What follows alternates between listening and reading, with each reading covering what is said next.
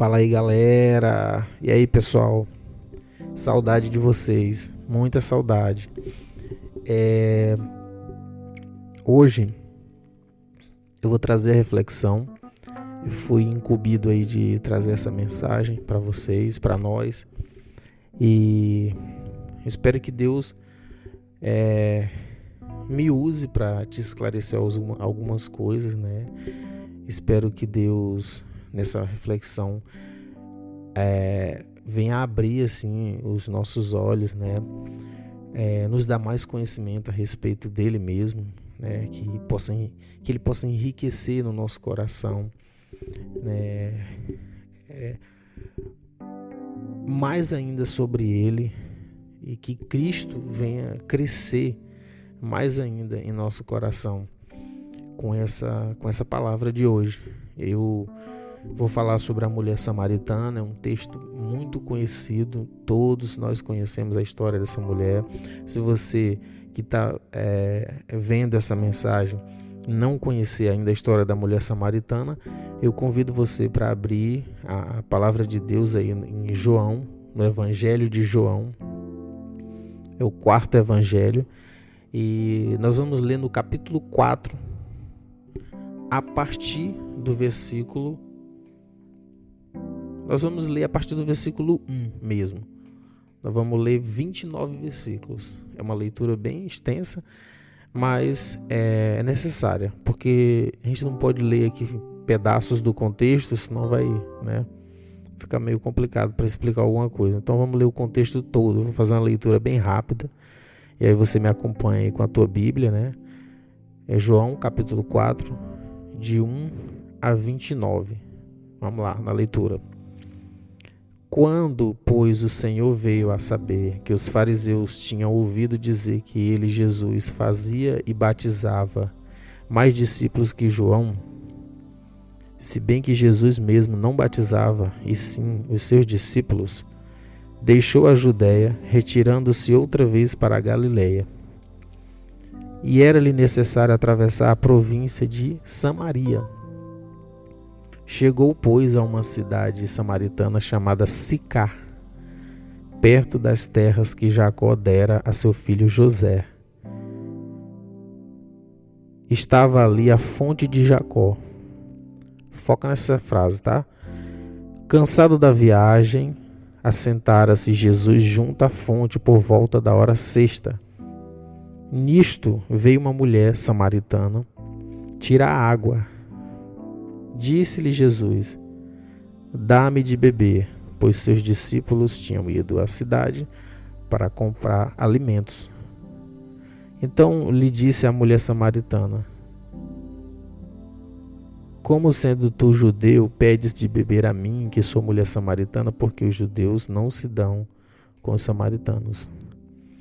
Replicou-lhe Jesus: se conheceras o dom de Deus, e quem é que te pede, dá-me de beber, tu lhe pedirias, e ele te daria água viva. Respondeu-lhe ela: Senhor, tu não tens com que atirar, e o poço é fundo. Onde, pois, tens a água viva? És tu, porventura, maior do que Jacó, o nosso pai, que nos deu o poço do qual ele mesmo bebeu, e bem assim seus filhos e seu gado? Afirmou-lhe Jesus: quem beber desta água tornará a ter sede. Aquele, porém, que beber da água que eu lhe der, nunca mais terá sede. Pelo contrário, a água que eu lhe der será nele uma fonte a jorrar para a vida eterna. Foca nessa outra frase aqui também, tá? Esse versículo. Disse-lhe a mulher: Senhor, dá-me dessa água, para que eu não mais tenha sede, nem precise vir aqui buscá-la. Disse-lhe Jesus: vai, chama teu marido e vem cá. Ao que lhe respondeu a mulher: não tenho marido. Replicou-lhe Jesus: bem disseste, não tenho marido. Porque 5 maridos já tiveste, e esse que agora tens não é teu marido. Isto disseste com verdade. Senhor, disse-lhe a mulher: vejo que tu és profeta. Nossos pais adoravam neste monte. Vós, entretanto, dizeis que em Jerusalém é o lugar onde se deve adorar. Disse-lhe Jesus: mulher, podes crer-me que a hora vem, quando nem neste monte, nem em Jerusalém adorareis o Pai. Vós adorais o que não conheceis, nós adoramos o que conhecemos, porque a salvação vem dos judeus. Mas vem a hora, e já chegou, em que os verdadeiros adoradores adorarão o Pai em espírito e em verdade, porque são estes que o Pai procura para seus adoradores. Deus é espírito, e importa que os seus adoradores o adorem em espírito e em verdade. Eu sei, respondeu a mulher, que há de vir o Messias, chamado Cristo. Quando ele vier, nos anunciará todas as coisas. Disse-lhe Jesus: eu sou, eu que falo contigo. Neste ponto chegaram seus discípulos e se admiraram de que estivesse falando com uma mulher. Todavia nenhum lhe disse: que perguntas? Ou por que falas com ela? Quanto a mulher deixou o seu cântaro, foi à cidade e disse àqueles homens: vinde comigo e vede um homem que me disse tudo quanto tenho feito. Será este, porventura, o Cristo? Saíram, pois, da cidade e vieram ter com ele. Até aqui. Essa história com essa mulher, como eu disse antes, ela é bem conhecida. É um texto, o encontro que o Senhor teve com a mulher samaritana é muito conhecido nos evangelhos. A propósito é mencionado só aqui no evangelho de João, na verdade, corrigindo aqui, né? Mas, desculpa, como sempre tem as pessoas até costumam dizer que é um clichê, né? Mas se é verdade, eu não vou usar como um clichê, é a verdade. Quando você lê a palavra de Deus, você tem sempre algo para você aprender. Isso não é clichê, isso é um fato, é verdade. Então, sabe, não tem... Eu não vou dizer o que, não tem o que dizer. Quando você lê a palavra de Deus, você aprende outras coisas realmente, aprende outras coisas. Não outras verdades, mas de uma forma um pouco diferente já. Não que seja outra coisa, mas um pouco diferente. Deus é criativo. E em diferentes momentos você vai aprender uma coisa diferente na palavra de Deus.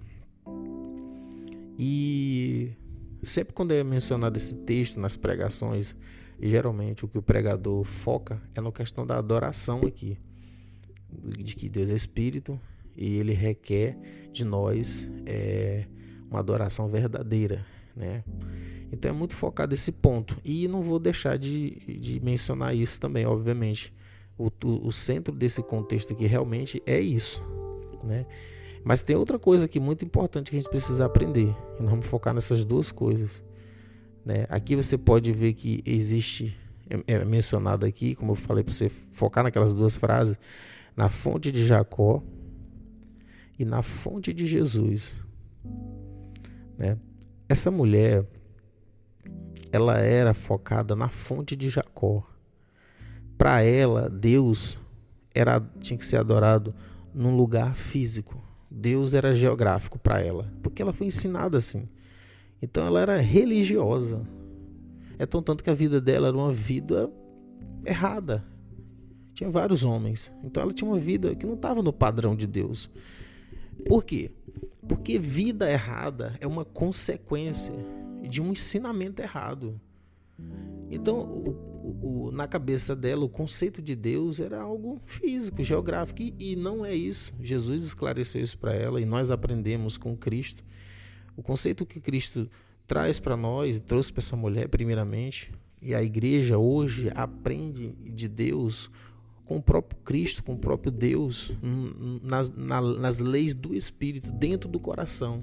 Você precisar estar escrevendo nada na pedra, sabe? Como era no passado, sem precisar de um profeta, mas Cristo mesmo morando dentro de nós, porque era esta natureza, era isso que Deus precisava trazer em Cristo, era isso que Ele queria trazer e trouxe para nós, para a sua igreja.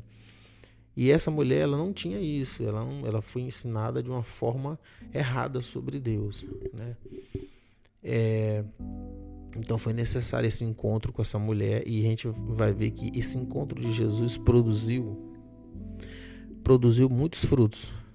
A gente vai observar aqui o testemunho dessa mulher, por ela ter aprendido um conceito diferente, real de Deus, mas um conceito adequado sobre Deus, a forma correta de se ver Deus e adorar Deus. O testemunho dela serviu para outras pessoas conhecerem a Cristo através dela, e que depois também Cristo apresentou-os pessoalmente para essas pessoas. Eles vieram encontrar-se com Jesus por causa dela, e Jesus mesmo ficou, a pedido deles, mais 2 dias com esse pessoal dessa cidade. E aí muitos deles creram, como vai dizer lá na frente no versículo 41, muitos outros creram nele por causa da sua palavra. E diziam à mulher: já agora não é pelo que disseste que nós cremos, mas porque nós mesmos temos ouvido e sabemos que este é verdadeiramente o Salvador do mundo. Então, tudo culminou tudo terminou nessa frase aqui tão importante, que era o testemunho de que Jesus era o Salvador do mundo. Testemunho desse pessoal que creu nele e que passou a ter uma vida diferente, obviamente, assim como essa mulher. Então essa mulher, ela tinha um conceito de Deus errado, de que Deus era geográfico, era um lugar físico e tinha que adorar, porque os judeus ensinavam assim, os religiosos, né? E Jesus trouxe para ela uma nova realidade para ela viver e mudar a vida dela também. Então Jesus mudou a cabeça dessa mulher a respeito de Deus, da adoração genuína a Deus, e automaticamente também tem a vida dela que era errada, e Jesus teve que mostrar isso para ela, que sabia que ela tinha esse monte de marido, e que ela precisava mudar, né? Isso tocou ela, ela se sentiu tocada porque ela nem conhecia Jesus, e Jesus fala isso para ela, né? Então ela viu em Jesus um tipo de profeta nisso, né? Então esse encontro com Jesus trouxe esses dois tipos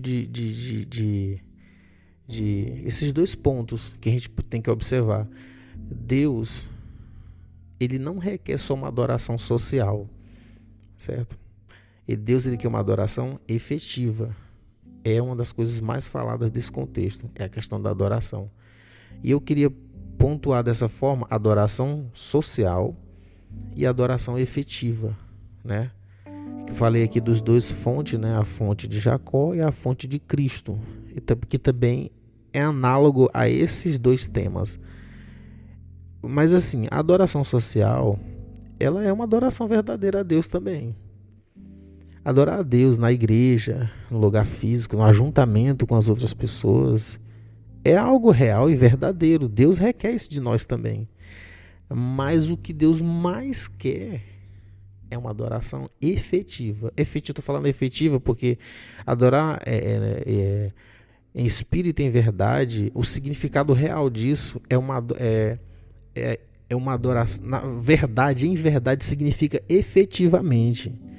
Eu estou lendo aqui no rodapé da minha Bíblia, é uma Bíblia de estudo, e o cara está explicando dessa forma, que adorar verdadeiramente é adorar efetivamente. Então, é esse tipo de adoração que Deus quer. Adoração social é importante? Porque é Deus apresentado à sociedade numa instituição, né? Isso é importante demais. Deus ser reconhecido na sociedade como instituição, como um órgão ali, né? Algo público ali, para todo mundo, testemunho para todo mundo, para todas as pessoas. E a gente sabe que não aconteceu isso em alguns períodos da história, onde a igreja tinha que se esconder e tal. E mesmo assim ela estava ali, né, lutando. E hoje nós temos liberdade, e sabemos que em alguns lugares ainda não tem, mas no Brasil nós temos esse privilégio de adorar a Deus socialmente, sem impedimento nenhum. E isso é muito bom. Mas não é só essa. Então o fato de eu ir para a igreja, de eu estar ali no ajuntamento, isso para Deus pode não significar nada quando eu não tenho um coração que adora a Deus efetivamente. Então, vai tudo por água abaixo. Por que eu estou falando isso? Porque há pessoas que julgam as outras. Elas se julgam a si mesmas como pessoas que estão vivendo com Deus de maneira correta, porque estão indo para a igreja, porque tem um serviço. Então elas se julgam um pouco melhores do que as outras que estão lá fora bebendo, fazendo um monte de coisa errada. Quando na verdade, pessoas que estão lá fora, Deus pode já estar trabalhando na vida delas de alguma forma. E aí só vai chegar o momento certo dela, sabe? Se decidir a ter uma vida com Deus. Mas Deus já está trabalhando no coração das pessoas antes mesmo que elas cheguem nesse lugar público, nessa adoração geográfica. Então é importante, adoração pública, sim, com certeza. Jesus fez coisas ao público, mas você vai observar que a vida de Jesus era uma vida de oração no particular com Deus. Você vai ver poucos momentos Jesus fazendo orações públicas, né? Mas Jesus, ele estava mais em que a multidão ia embora e ele ficava lá no monte orando, descansando, obviamente, também, porque era muito exaustivo, né? Aquelas multidões seguindo, mas orando também, principalmente orando, tendo contato ali íntimo com Deus. Então é essa adoração. E essa mulher, ela não sabia disso. Por que eu estou falando isso? Porque nós sabemos. A igreja hoje, nós, filhos de Deus, nós sabemos disso. Nós não somos essa mulher. Graças a Deus ela teve esse privilégio de ter esse encontro com Jesus pessoalmente, para ser esclarecido para ela. Ela teve esse privilégio, essa oportunidade, né? E obviamente Deus dá para todos. E ela aproveitou a oportunidade. Ela não saiu correndo, não quis papo com Jesus. Jesus já prendeu a atenção dela e ela ficou ali, teve um papo com Jesus. E desse papo ela mudou a vida dela, deixou de viver a vida promíscua dela e foi anunciar Jesus. Certamente essa mulher aqui, para frente, ela teve uma vida com Deus transformadora. Então o que acontece? Hoje nós tivemos esse encontro com Jesus. Nós vivemos na igreja. E o que eu quero aqui focar nisso agora é que nós bebemos dessa fonte, que inclusive ela já é uma fonte em nós que jorra para a vida eterna. Então nós não podemos ter esse conceito só da adoração física e de se sentir bem só no ambiente físico. Sabe? Tem pessoas que eu até ouvi isso e é medíocre isso, de pessoas dizer que esperam o dia de ir para a igreja para se sentir bem. Tá errado, pô. Você tem que se sentir bem o tempo todo, porque Deus é no espírito. Então tem que esperar o domingo ou o sábado para se sentir bem. Que é isso? Deus é só no sábado e no domingo? Não faz o menor sentido isso. Mas tem gente que tem pessoas que não afirmam isso, mas vivem na prática. No dia a dia ela vive isso. Ela não fala, mas ela vive na prática. Entendeu? Então não é no domingo nem no sábado, e nem é no lugar físico, é no espírito. Não estou dizendo que não seja importante, demais. É importante demais o ajuntamento com os irmãos, a confraternização, demais. Mas não é só isso. Você tem que focar na intimidade, numa adoração efetiva. Faça seu papel social como igreja e cumpra o seu papel como filho de Deus, que entra no quarto e fecha a porta e conversa com o teu pai que está em secreto. É isso que Deus quer. Ensinou essa mulher e nos ensina até hoje, porque parece que nós precisamos aprender a cada dia. Cristo tem que ser formado em nós, como Paulo diz, a cada dia. Nós temos que crescer em Cristo a cada dia. Então nunca vai estar assim, não vai estar completo. O nosso crescimento, a nossa santidade tem que crescer a cada dia em Cristo. Quanto mais nós temos consciência dessa particularidade, essa intimidade, essa vida espiritual que nós temos que ter com Deus, quanto mais nós temos consciência disso e aprendemos sobre isso, nós só crescemos em Cristo. Nós nos tornamos mais parecidos com Ele a cada dia, porque a vida de Cristo foi esse conceito.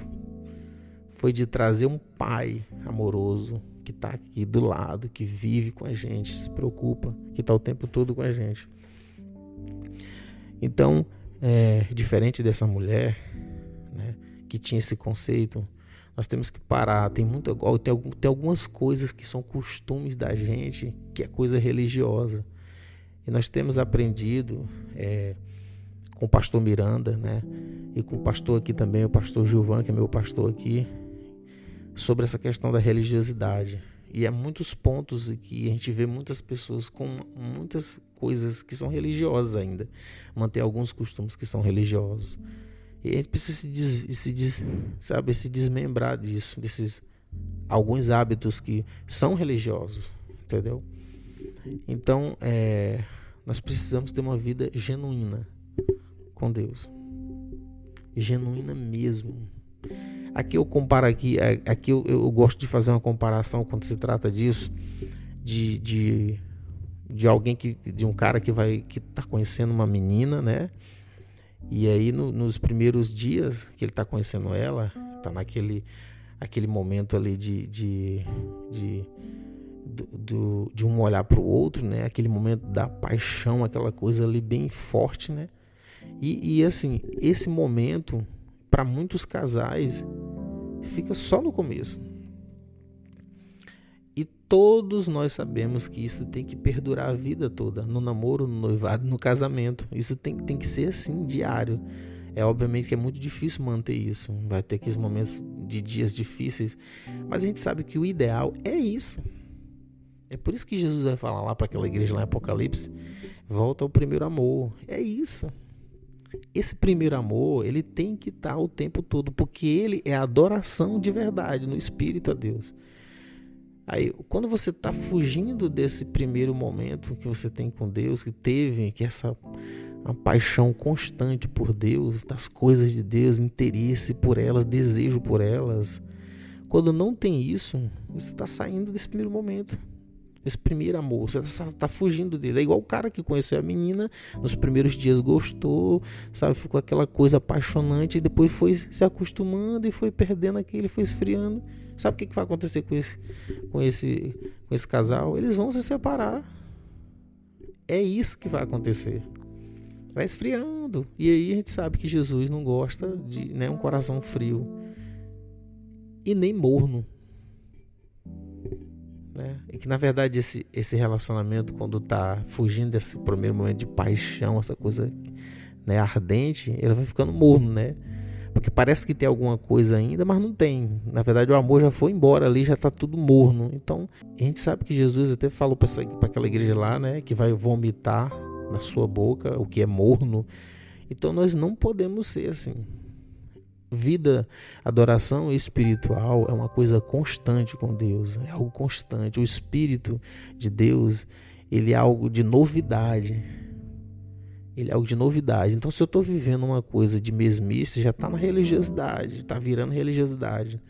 Aquela coisa, sabe, tá um negócio mórbido, vai mofando. Então, quando já vai ficando repetitivo, sabe, você não tem criatividade para elaborar as coisas. Não tem paixão. Cuidado com isso. Você tem que renovar a cada dia, buscar fazer com que seja interessante, entendeu? Você tem que buscar desejo, disposição. Eu gosto muito dessa palavra. Você tem que ter disposição física e mental para adorar a Deus. Lembra lá do primeiro mandamento? Amar a Deus sobre todas as coisas, com todas as suas forças, todo o seu entendimento, todo o teu ser. Então, lembre sempre disso.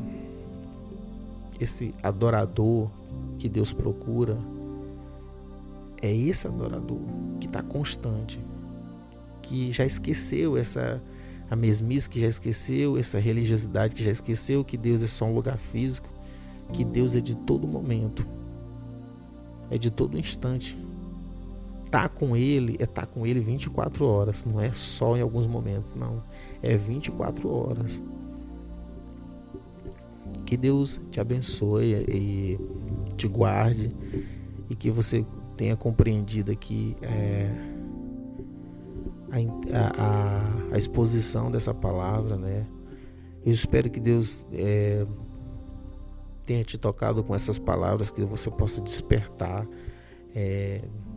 como diz lá acho que em Efésios, desperta tu que dormes, que a gente venha se despertar a cada dia para ter essa adoração genuína, efetiva, verdadeira, espiritual de fato, para com Deus.